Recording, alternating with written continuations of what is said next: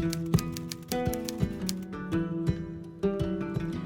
sweet beans, my name is Soleil and welcome back to the Little Reader's Corner. Today we're talking all about coffee, a lot of coffee, and books and how they relate to coffee. So I was kind of tagged in this by Jade about 2 years ago and we're doing it now, so why not? But first, before we get started, let's talk about coffee concentrate, or concentrated coffee. No, coffee concentrate. So the folks at Javy Coffee were so nice to send me this bottle of coffee concentrate, which has about 30 servings, I think. Yes, 30 servings in this singular bottle. Basically just highly concentrated coffee, and you only need 1 to 2 teaspoons per 6 ounces, I think, of other liquids, so milk or water if you're one of those people. And we're gonna try it today. We're gonna see what we think, and we are going to talk about some books and coffee while we do it. So I decided to just go for some standard coffee, just some steamed oat milk and then the coffee concentrate, and I added a little bit of nutmeg on top just for a little bit of flair, since I usually add in a lot of sugar. But I figured for this first try, why not just try some straight up coffee?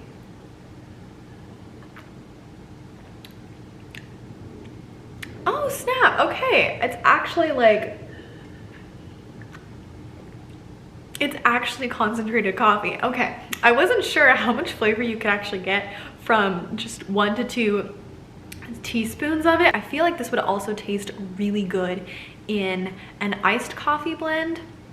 So just a couple of these on top of some ice cubes and maybe some vanilla. I just have the original flavor, but I believe Javy has a couple different flavor options. I think they had mocha, vanilla, caramel, and pumpkin spice were the other flavor options. So, you know, but this is a good time. So let's move on to talk about some books. And in case you also wanted to try some concentrated coffee, I will leave my affiliate link down below where you can check out what they have to offer and order yourself some and try some out. If you do end up trying some coffee concentrate from Javy, please let me know. So I would like to also hear your thoughts on it, because before they reached out to me, I have never heard of concentrated coffee and I had no idea what I was expecting, so I am pleasantly surprised.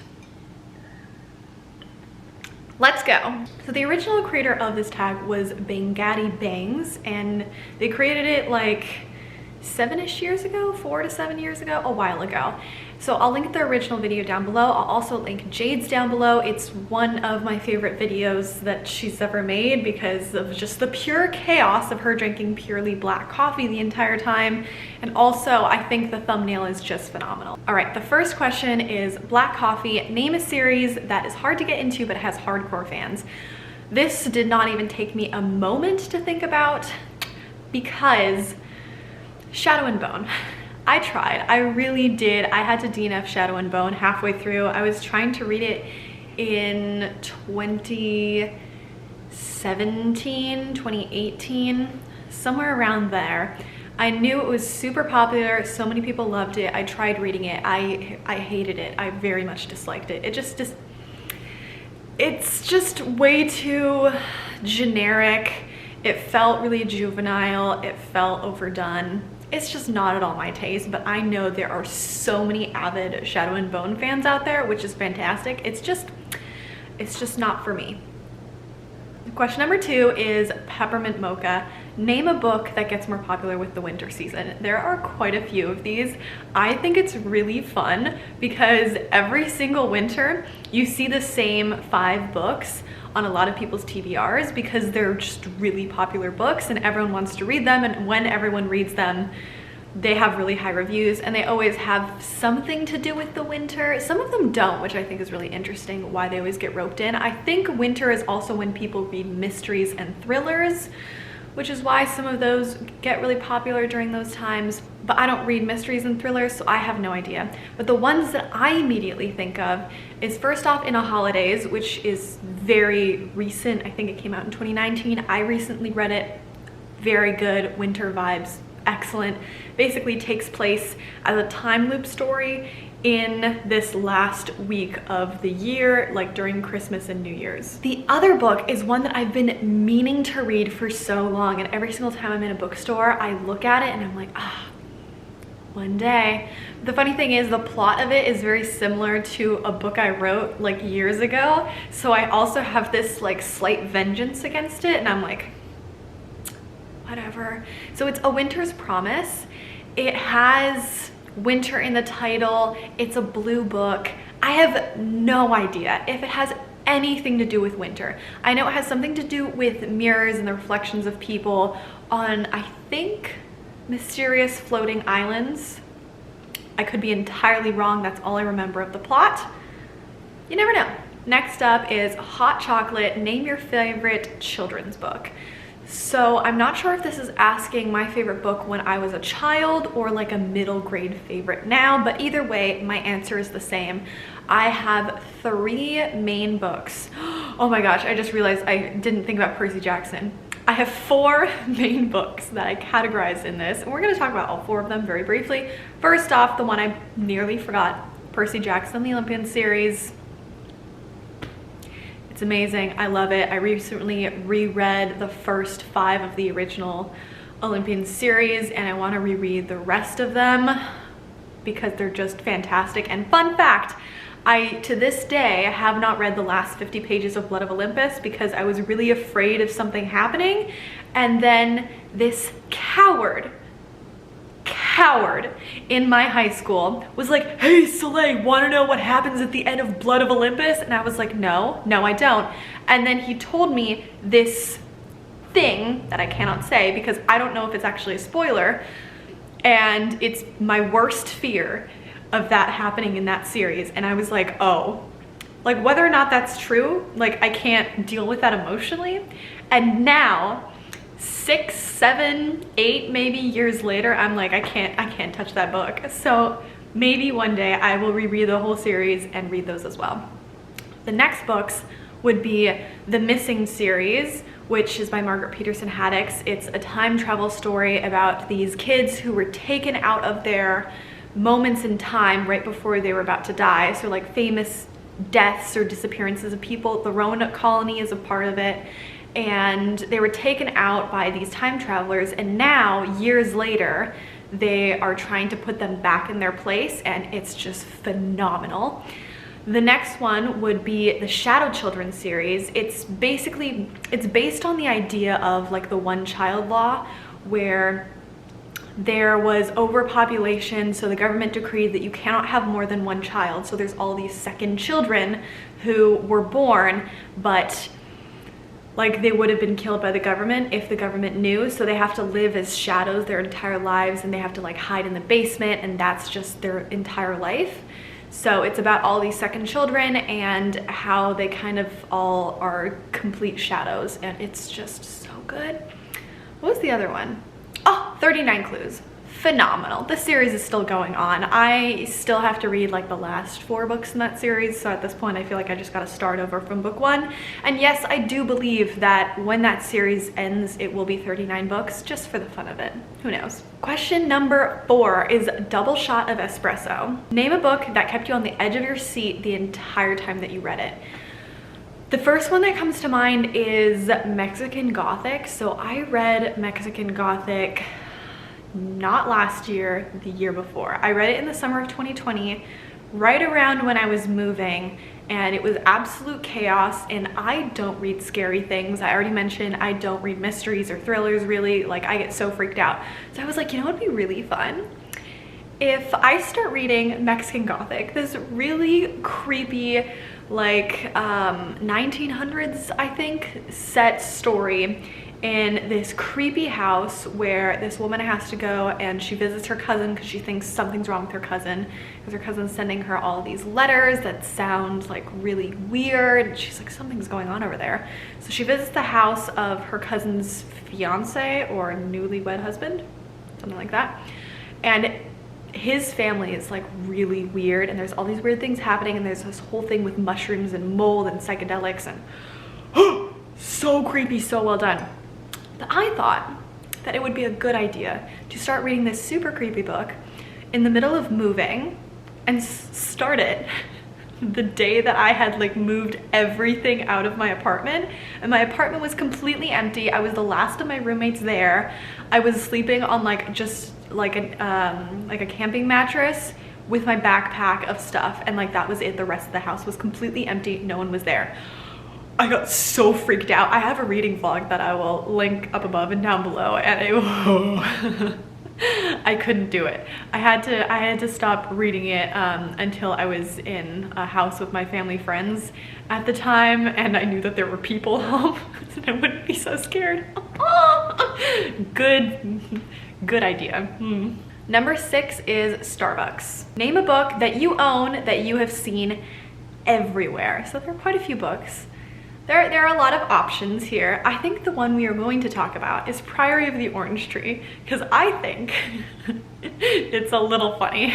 So Priory of the Orange Tree came out, beautiful cover, gorgeous cover, absolutely beautiful. It's about 1,000 pages, and the general pieces of the plot are just wow, just blow you away. It's got dragons, it's got sapphic romance, it has a matriarch dynasty of empresses, there are dragon riders, there is an expansive world of like 4 sides of the continent, and just really beautiful writing. There you go. You're already like, oh my gosh, let's read it, right? Yeah, well, so when it came out, everyone wanted to read it, but also it's such a thick book that I think a lot of us bought it, and it took me a 1.5 years to read it. And that wasn't necessarily like consistent reading, but it wasn't like read nothing. No, I put in a gosh darn effort, and it took me a 1.5 years to read this 1,000-page book. And I will say, the first half of it, oh my gosh, floored, beautiful, amazing. The last like third, what the fuck? What is going on? There was one chapter that it made me just completely lose interest. And I can't say what at all the topic was of this chapter because it's a major spoiler. But there's a conversation that happens where someone finds something out and you're like, excuse me, what? I'm sorry, what? Why? And so that completely just sunk the book by a full 2 stars. And then the ending was just kind of weird. But God, the beginning of the book was so freaking good. And then it just, oh, so there you go. Next we have The Hipster Coffee Shop. Name a book by an indie author and give it a shout out. So I will give a shout out to The Atlas 6 by Olivia Blake, and this one I recently read in a vlog that you'll see super soon. It wasn't that recent. I read this like a year ago. Maybe it was 6 months ago. It took me a very long time to wrap up that reading vlog. It took a very long time. Either way, read this. Olivia Blake published this, and it was self-published like a couple years ago. And then just recently, like a bunch of other people started reading it. I found this book on Amazon in like mid 2020 because it was supposed to be part of another reading vlog, but at the time it was like $19 on Amazon, and that was just a little too expensive for me at the time. So I held off on buying it and held off on reading it, and then I finally got it months later and then read it for a reading vlog. So yeah, it's really cool because Olivia Blake self-published it, and now it actually got picked up by Tor, and now Tor is going to publish it, which is super cool. And it's just has a really expansive world. It's about the Library of Alexandria and about these researcher magicians who all get recruited to this society, and they all are basically like the most powerful people in their field and in the world, and they're supposed to be like the keepers of the library and of all of this knowledge for like the next generation, and then they will recruit people. And the 6 main characters of this are just really well fleshed out, and they really work together very well, and it was just a really fascinating read, and the whole plot of it kept me like really engaged. I even tabbed it a little bit, so there you go. Let's have more coffee. I usually just make coffee and then put it in the fridge for the next day, but this I think would work really well with iced drinks when it's not so freezing cold. and I'm back to drinking iced coffee. Prompt number 7 is, oops, I accidentally got decaf. And this one is a book that you were expecting more from. Gosh, there are options here. You know what? We are going to take it all the way back to either 2018 or 2019. I have a whole rant review on this book because I was so upset. It's Finale from the Caraval series by Stephanie Garber. The Caraval series was one of my favorite series, and it was just so good. And then they brought in time travel into the third one. I was like, time travel, yes! Like, oh my gosh, my favorite thing. Wow, my favorite series, and now they're bringing in my favorite book genre concept.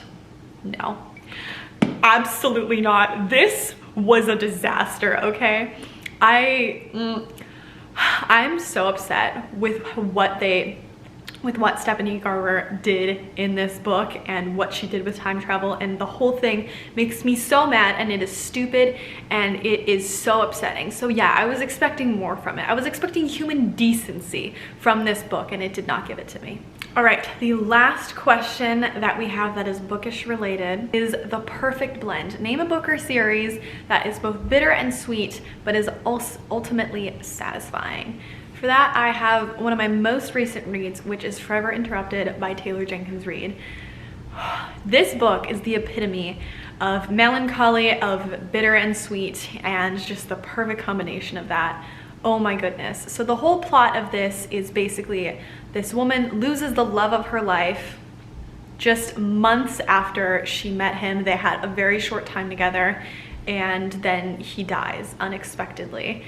And it's her dealing with that grief. It's her figuring out and finding out how to move on with her life and how to get through this devastating time period, but then also meeting his mother, who she hadn't met beforehand, and now his mother didn't know she even existed. And it's the two of them learning about each other and kind of growing together throughout the shared grief. This book is phenomenal, and it is very emotional. It is very visceral and real, and it goes back and forth between the past, when they were becoming closer, when they met each other, when they were having all these experiences, and the present. And it is just, it is so beautiful, but so emotional. So this would be that. And the last coffee related question is, what is your go-to coffee order? This switches up from time to time, but probably the most standard order I would have would be a hazelnut iced latte with oat milk. Always with oat milk, because I cannot drink the juice of the cows anymore. It is just, the tea alleles and the tolerance is gone. I can't drink their juice anymore. It's too much. It tastes too much like straight from the udder, and I can't do it. So as long as there's oat milk, and a lot of it, because I can't do bitter coffee either, and then some kind of sweetener, either vanilla or hazelnut, then I'm good to go. So those were all of the questions. Oh my gosh, should I tag people? Oh my gosh, I will tag people. Okay, I'll tag Yasmin from Yasmin Be Readin'. If you haven't done this yet, please do. Then Jasmine from Jazz Reads, and pretty sure Jan did this, right? Jan? Okay, Jan from Jan Agadan, if you haven't done this yet. But I'm pretty sure I've seen yours, so I feel like you have. And then Maddie, if you're ever looking for a tag at Princess of Paperback, why not? Oh, and Lexi from Alexandra Roseland. If you haven't done this yet, I feel like this would be right up your alley, but I also feel like you've probably done this. Okay, those are all the people that I'm tagging. If I didn't tag you, but you have seen this video and you want to do it, feel free to be tagged. It's actually quite a good time. And as I mentioned, if you want to try out Coffee Concentrate yourself from Javy, I have an affiliate link down below where you can check out all their different flavors and give it a go. I think this is a really fun and new way to try coffee, and I'm really excited that I can try out quite a few servings of this and try them both iced and hot and with different additives. Like, why not? So yeah, hope you enjoyed this video, and I will see you in the next one. Have a wonderful day. Bye.